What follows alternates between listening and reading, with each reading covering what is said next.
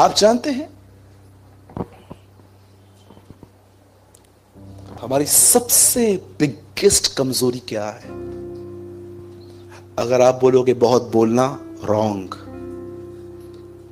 अगर आप बोलोगे अपने फायदे के लिए झूठ बोलना, रॉन्ग। मैं आपको बताना चाहता हूं हमारी सबसे बड़ी कमजोरी है नेगेटिव थिंग्स को फोकस करना। That is our biggest problem. ये हमारी सबसे बड़ी मुसीबत है कि हम बहुत जल्द उन चीजों को फोकस करने लग जाते हैं जो चीजें गलत हैं, और ये चीजें हमारे अंदर आकर, और मैं आपको बताना चाहता हूं, डोंट बी ओवर स्मार्ट। ज्यादा स्पिरिचुअल बनने की कोशिश ना करें। सब ऐसे हैं यहां पर, सब करते हैं। सिर्फ स्पिरिचुअलिटी इस बात में दिखाई देती है कि कौन जितना जल्दी जंप मार के उठता है, लेकिन सब जाते हैं। और हां, दुख की बात यह भी है, कुछ लोग तो वहां बैठे ही रहते, वो निकलना ही नहीं चाहते। आप सोचो, आप एक खड्डे में हो, आपको पता है कोई चांसेस ही नहीं है, ना लैडर है यहां पर निकलने के लिए, ना कुछ और है। मैं आऊंगा कैसे? सिंपल, अपना हाथ दो किसी को। कई बार जब लोग डिप्रेशन में आ जाते हैं, डिस्करेजमेंट में आ जाते हैं, मैं आपको बताना चाहता हूं, अगर आप कभी ऐसी लाइफ देख रहे हो ना जहां से आप नहीं निकल पा रहे हो, हेल्प मांगो किसी की। स्पिरिचुअल व्यक्ति था पौलुस, पत्रियों में लिखता है मेरे लिए प्रार्थना करो। क्यों पौलुस, आप आत्मिक नहीं हो क्या? बिल्कुल हूं, फिर भी प्रार्थना की जरूरत है। अय्यूब की किताब में पढ़िए, अय्यूब को परमेश्वर कहता है जब तक अय्यूब तुम्हारे लिए प्रार्थना न करे मैं तुम्हें आजाद नहीं करूंगा। आप पढ़िए, उसके 3 दोस्त थे। मैं आपसे एक सवाल पूछना चाहता हूं, क्या आपने अपने ऊपर एक स्टडी की है? आपने बाइबल स्टडी बहुत की है, वर्ल्ड स्टडी बहुत की है, आपको बहुत कुछ पता है, उत्पत्ति से लेकर प्रकाशित वाक्य तक आपको दुनिया में सब कुछ पता है, कौन सी पिक्चर लगी, कोई क्या कर रहा है। पर कितने लोग अपने ऊपर स्टडी करते हैं कि कई बार आपका माइंड रॉन्ग थिंग पे फोकस हो जाता है। किसी का एक्सीडेंट हुआ, किसी की डेथ हो गई, और अगर वो क्रिश्चियन है तो आपके अंदर सवाल क्यों आ गए?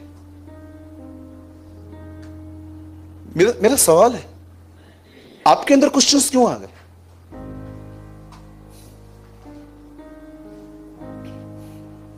कभी आपने इस बारे में सोचा कितना जल्दी आपका माइंड जो है वो नेगेटिव थिंग्स की ओर फोकस किया जाता है? झटका मुझे भी लगा। जो मैं कर सकता था मैंने किया। मैं उनकी फैमिली से मिला, मैंने उनसे बात की, जो प्रैक्टिकल में करना चाहता था मैं किया, दुआ की, एक सांत्वना देकर आया कि भाई डोंट वरी, हम प्रभु में एक आशा है हमारी कि हम मरने के बाद यहां वहां नहीं खुदा के पास जाएंगे। एक होप थी हमारे पास। पर बहुत सारे लोग यही सोचने लग गए, ऐसा क्यों, ऐसा क्यों।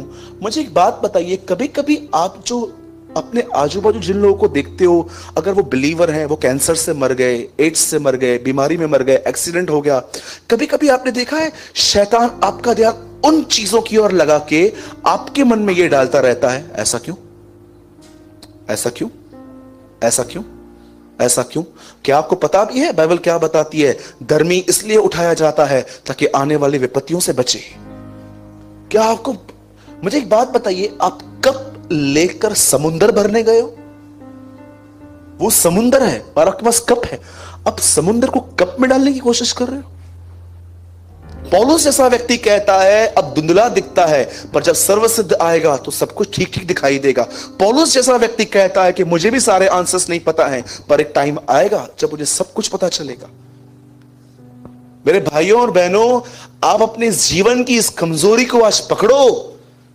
आप इस बात को मानो खुदा के साथ, प्रभु मैं संडे बहुत तुझसे अच्छे रिलेशन में रहता हूं, मैं वचन सुन के आता हूं, मुझे बहुत मजा आता है, पर प्रभु एक टाइम आता है मैं वापस कुछ न कुछ ऐसी चीजों पे फोकस करना स्टार्ट कर देता हूं जो चीजें मेरे अंदर घुस के मुझे ही तंग करती हैं। मैंने अपने लाइफ में ये बहुत मिस्टेक्स की हैं। जब भी कुछ गलत हो उन चीजों की ओर फोकस कर देना, उन चीजों की ओर निहार देना। मैं आपको एक इमेज दिखाता हूं ब्रदर, जो आपने पहले पहले लगाई थी ना, ये देखिए, चर्च के अंदर भी ऐसा होता है कई बार, एकदम पहले पहले लगाई थी आपने।